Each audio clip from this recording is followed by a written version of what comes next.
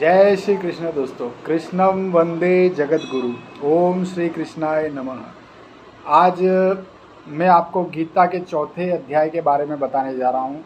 आज हम शुरू करते हैं श्री कृष्ण का चौथा अध्याय। ओम श्री कृष्णाय नमः।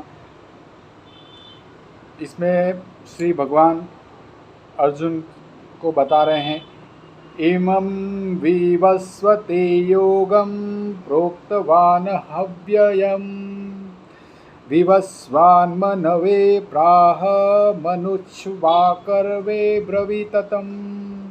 अर्थात यहाँ पे भगवान अर्जुन से बोल रहे हैं, मैंने इस अविनाशी योग को सूर्य से कहा था, सूर्य ने अपने पुत्र वैवस्व मनु से कहा और मनु ने अपने पुत्र राजा इक्ष्वाकु से कहा। ये कौन से योग की बात कर रहे हैं? जो कर्म योग भगवान ने बताया लास्ट तीसरे अध्याय में। एक सांख्य योग, दूसरे अध्याय में सांख्य योग और तीसरे अध्याय में कर्म योग के बारे में भगवान ने बताया। ये उन्होंने बताया कि ये जो योग है वो मैंने सबसे पहले सूर्य से कहा था। सूर्य ने अपने पुत्र वैवस्व मनु से कहा और मनु ने अपने पुत्र राजा इक्ष्वाकु से कहा था। कर्मयोग जो तीसरा अध्याय था उसका मैं आपको एक सरल सारांश बताता हूँ। जो तीसरे अध्याय में हमने भगवान श्री कृष्ण ने बताया उसका एक सरल सारांश आपको बताता हूँ। कर्मयोग में भगवान बताते हैं कि मनुष्य को आसक्ति अर्थात आलस, व्यसन, कामना को त्याग कर अपनी मन, बुद्धि, इंद्रियों को अपने वश में कर न्याय और नीति आधारित अपने कर्तव्य के रास्ते पर चलना चाहिए।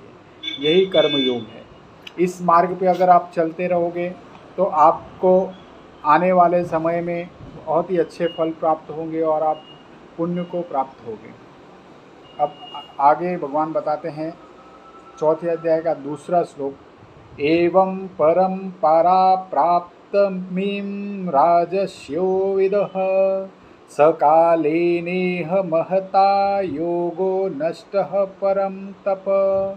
अर्थात हे परम तप अर्जुन, इस प्रकार परंपरा से प्राप्त इस योग को राजर्षियों ने जाना, किंतु इसके बाद वह योग बहुत काल से इस पृथ्वी लोक में लुप्त प्राय हो गया। मतलब राजर्षि लोगों ने, जो जानकार लोग थे, जो उन्होंने इस योग को जाना, मगर काफ़ी दिनों से, काफ़ी समय से ये योग बहुत कम लोगों को पता है, लुप्त होते जा रहा है। स एवायं माया तेघ योगः प्रोकः पुरातनः भक्तोऽसि मे सखा चेति रहस्य होतदुत्तमम्। अर्थात तू मेरा भक्त और मेरा प्रिय सखा है, इसलिए मैं वही यह पुरातन योग आज मैंने तुझसे कहा है, क्योंकि ये बड़ा ही उत्तम रहस्य है। भगवान अर्जुन को बता रहे, ये बहुत ही उत्तम रहस्य मैंने तुम्हें बताया है, क्योंकि तुम मुझे बहुत प्रिय हो, इसलिए मैंने तुम्हें ये योग बताया है। अब आगे अर्जुन भगवान से पूछते हैं, अपरम भवतो जन्म परम जन्म विवस्वतः कथमेतद्विजानीयाम त्वमादो प्रोक्तवानिति। यहाँ पे अर्जुन भगवान से पूछ रहे हैं कि मेरे मन में एक शंका है, आपका जन्म तो अर्वाचीन में है, अभी हाल का, ये मतलब अभी आपका जन्म तो अभी हुआ है मेरे सामने, और सूर्य का जन्म तो बहुत पुराना है और कल्प के आदि में हो चुका है। तो इस बात को मैं कैसे समझूं कि आप ही ने कल्प के आदि में यह योग सूर्य से कहा था। अब भगवान से प्रश्न कर रहे हैं, संशय कर रहे हैं, संदेह हो रहा है अर्जुन को कि मैं कैसे मान लूँ कि आप ही ने ये योग सूर्य को कहा था।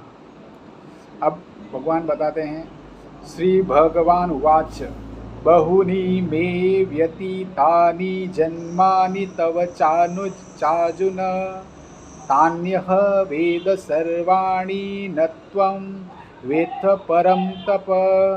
श्री भगवान बोले, हे अर्जुन, मेरे और तेरे बहुत से जन्म हो चुके हैं, उन सबको तू नहीं जानता, किंतु मैं जानता हूँ। यहाँ पे भगवान बता रहे हैं कि मेरे और तुम्हारे बहुत से जन्म हो चुके हैं, मगर इन जन्मों को तुम नहीं जानते, मगर मैं जानता हूँ।